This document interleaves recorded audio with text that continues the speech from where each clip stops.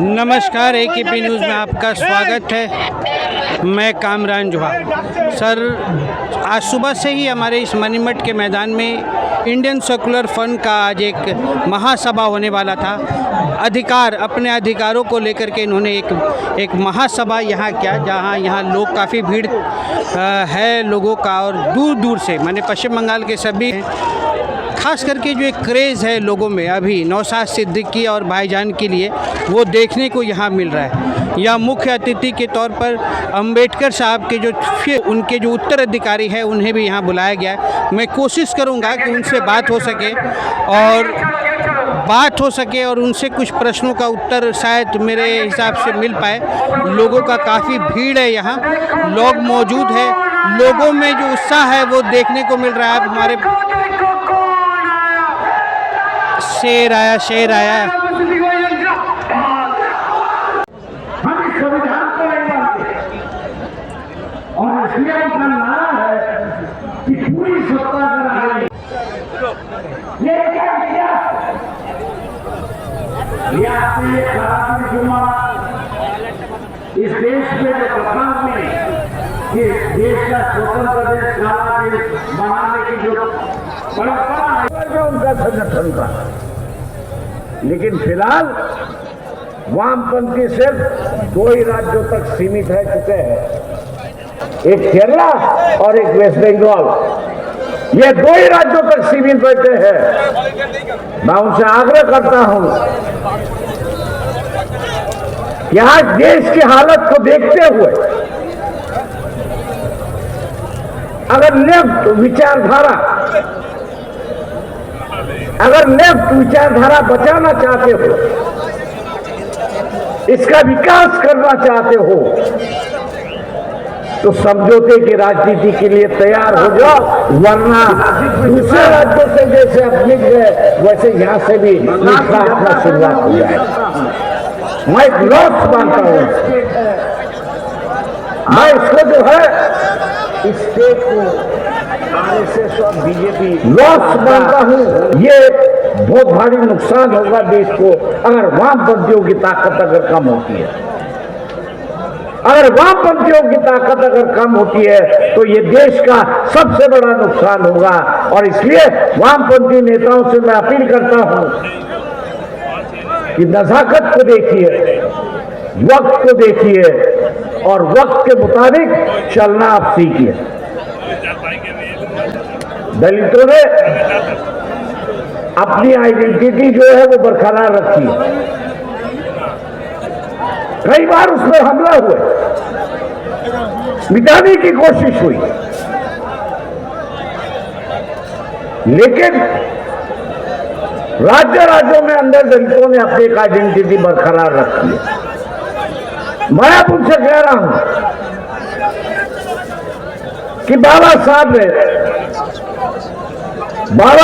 ने संविधान के माध्यम से इस देश के अंदर जो आर्थिक उत्पीड़न था, आर्थिक लूटमार थी। আমি 10 মিনিট টাইম নেব আপনাদের কাছে, কারো অসুবিধা আছে? 10 মিনিট ধৈর্য ধরতে পারবেন তো? আমার পূর্বেকার বক্তারা আজকের এই অধিকার মহাসমাবেশ নিয়ে তাদের জ্ঞান গর্ব আলোচনা করেছেন। কেন আজকে আমরা শহীদ মিনারের ময়দানে এসে উপস্থিত হয়েছি আমাদের অধিকারের জন্য, সেই বিষয়ে তারা দীর্ঘক্ষণ চর্চা করেছে। আমি আপনাদের কিঞ্চিত বলবো, সাথে 2026-এর বার্তা আমরা দেব যে আগামী নির্বাচনে আমরা কি চাইছি, কি করতে চাইছি, সেটা এখানে যারা হাজার হাজার মানুষ উপস্থিত হয়েছেন এই বার্তা নিয়ে গিয়ে পাড়াতে পাড়াতে, মহল্লাতে মহল্লাতে, বুথে বুথে, চায়ের দোকান থেকে শুরু করে পাড়ার রকে যে যেখানে, খেলার ময়দানে যে যেখানে থাকেন, এই বার্তাটা আমাদের পৌঁছে দিতে হবে। আইএসএফ এর বার্তাকে, আমাদের আইএসএফ এর লক্ষ্য উদ্দেশ্য কি? আইএসএফ এর লক্ষ্য উদ্দেশ্য হচ্ছে যে সমাজ ব্যবস্থার পরিবর্তন করতে হবে। এক মফস্বল এলাকার মানুষ, সুন্দরবনের মানুষ, দার্জিলিং এর মানুষ, দিনাজপুরের মানুষ, মালদার মানুষ, বাঁকুড়ার মানুষ, বীরভূমের মানুষ, হুগলির প্রত্যন্ত গ্রামের একটি মানুষ আপ কেন ট্রিটমেন্ট করতে গিয়ে কলকাতার সরকারি হসপিটালের দ্বারস্থ হতে হবে? Indian secular front alternative politics provide করছে, ইন্ডিয়ান সেকুলার ফ্রন্ট কল দিচ্ছে 2026 সালে যদি আমাদেরকে আপনারা সরকারে নিয়ে আসেন, আমরা এই 5 বছর একটা সরকারের সময় পাই, 5 বছর 5টা জেলাতে আমরা কলকাতার পিজি এনআরএস আরজি করের মতো স্টার হসপিটাল আমরা বানিয়ে দেব। তাহলে গ্রামের মানুষকে আর শহরে উপস্থিত হতে হবে না। আমরা কল দিচ্ছি আপনাদের। আজকে দেখলে দেখা যাবে শিক্ষা ব্যবস্থা কলোনিতে চলে যাচ্ছে। 2012 থেকে 2024 এই সমকালে পশ্চিমবাংলায় প্রায় 25,000 প্রাইমারি স্কুল বন্ধ হয়ে গিয়েছে। তাই আজকে আমরা এই মঞ্চ থেকে ঘোষণা দিচ্ছি, শুধু বন্ধ হয়ে যাওয়া স্কুলগুলো চালু করা নয়, নতুন নতুন শিক্ষা প্রতিষ্ঠান হবে, কলেজ তৈরি হবে, নতুন নতুন শিক্ষা প্রতিষ্ঠান হবে, কলেজ তৈরি হবে, সাথে সাথে ইউনিভার্সিটিও তৈরি হবে। দুর্ভাগ্য আমাদের মুর্শিদাবাদ জেলা সারা ভারতবর্ষের পিছিয়ে থাকা জেলাগুলোর মধ্যে যদি আমরা খোঁজ করি একটা জেলা পাবো মুর্শিদাবাদ জেলা। সেই জেলাতে এখনো পর্যন্ত একটা ফুল ফ্লেজের ইউনিভার্সিটি দেখতে পাচ্ছি না। আমরা শুধু মুর্শিদাবাদ জেলা নয়, 10 লক্ষ 20 লক্ষ মানুষের ঘরে প্রতিটা জায়গায় আমরা সেই ইউনিভার্সিটি তৈরি করব। উচ্চ শিক্ষায় শিক্ষিত যাতে হতে পারে আমাদের সমাজের ছেলেরা, তার ব্যবস্থা আমরা করব যদি 2026 সালে বাংলার মানুষ আমাদেরকে সুযোগ দেয়। আপনারা জানিয়ে রাখি, আজকে রাজ্য সরকার যে বিচারিতা করছে সংখ্যালঘুদের সাথে, দলিতের সাথে, আদিবাসীর সাথে, সেই বঞ্চনা থেকে আমরা অবসান ঘটাবো। हमारे यहाँ पे प्यारे, हमारा सबका प्यारा बाबा साहब अम्बेडकर जी ऐसे चले गए। हम आपको बोलना चाहते हैं, बंगाल में जो अभी सरकार चल रहा है सिर्फ नाम का सरकार चल रहा है, आखिर में सरकार चला रहा है। क्योंकि यहाँ पे 100% रोस्टर के अनुसार से 22% दलित को जॉब मिलना चाहिए, लेकिन ऑफिशियल ये लोग 22% दलित को जॉब दे रहा है, लेकिन उसमें से 10% असली दलित नहीं है। फेक सर्टिफिकेट डाल के दलित का जगह के ये सरकार छीनना चाहते हैं। हम लोग का लड़ाई है 22% असली जो दलित है उनको जॉब मिले, वही लड़ाई हम लोगों का है। यहाँ पे 6% रिजर्वेशन है एसटी कम्युनिटी के लिए। दुख की बात है, बंगाल में 1 करोड़ आदिवासी नहीं है, लेकिन 1.5 करोड़ एसटी सर्टिफिकेट प्रोवाइड किया गया है। इसका मतलब नहीं होता है जो 6% जो है, जब उसमें से असली जो आदिवासी है उनको नहीं मिल रहा है, उसको छोड़ के जो नॉन आदिवासी है, जो आदिवासी के जो संरक्षण है, जो रिजर्वेशन है, उसमें से वो लोग खा जा रहे हैं। तो हमारा मौत इस दिन आज यहाँ से ऐलान करना चाहते हैं, अगर हम लोग सत्ते में आएंगे 22% जो दलित के लिए जॉब है, रिजर्वेशन उनको सही से मिलेगा, 6% जो आदिवासी के हैं वो मिलेगा। साथ में रंगनाथ मिश्रा जी का जो कमीशन है, बैकवर्ड क्लास का जो माइनॉरिटी मुस्लिम है उनका जो 10% देने के लिए बोला है, हम लोग देंगे। 100টা চাকরি হলে 10টা অনগ্রসর মুসলমান চাকরি পাবে, 22টা দলিত চাকরি পাবে, 6 জন আদিবাসী পাবে প্রকৃত। এর ব্যবস্থা আমরা করব যদি 2026 সালে আমাদেরকে নিয়ে আসা হয়, আমরা করব। আমরা এই মঞ্চ থেকে কি বলছি, আমাদের অধিকার পরিযায়ী শ্রমিকের অধিকার। Inter state migrant labour act 1979 কেন্দ্র সরকারের আইন, এই মাইগ্রেন্ট লেবারদের এই যারা নানান রকম অত্যাচার অনাচার হচ্ছে এইগুলো বন্ধের জন্য। কিন্তু দুর্ভাগ্য আজকে এখানে যারা উপস্থিত হয়েছেন, মুর্শিদাবাদ, মালদা, দিনাজপুর রাজ্যের বিভিন্ন জায়গা থেকে এসেছেন, যাদের অনেকের বাড়ির লেবার ছেলেরা মাইগ্রেন্ট লেবার হয়ে ভিন্ন রাজ্যে কাজ করছেন। আপনাদেরকে জানানো হয়নি inter state migrant labour act 1979টা কি, ওখানে প্রত্যেকটা যে মাইগ্রেন্ট লেবার আছে তার অধিকার সুরক্ষিত আছে।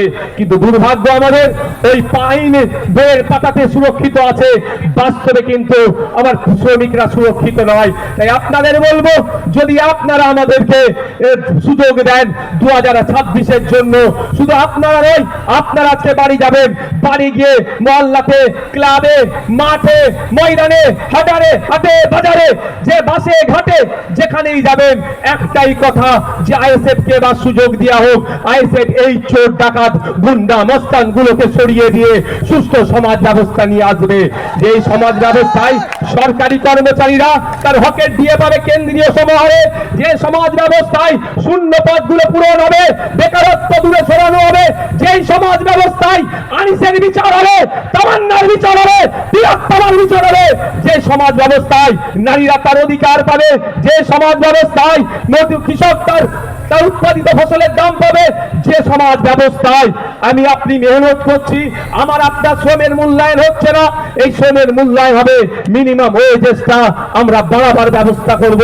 যে এই সমাজ ব্যবস্থায় নারীদের হাতে শুধু 1012 টাকা তুলে দেওয়া নাই, নারীদেরকে ক্ষমতায়ন করতে গেলে আমরা মনে করি কম করে 5000 টাকার ব্যবস্থা করতে হবে। সেই সমাজ ব্যবস্থা আমরা নিয়ে আসবো।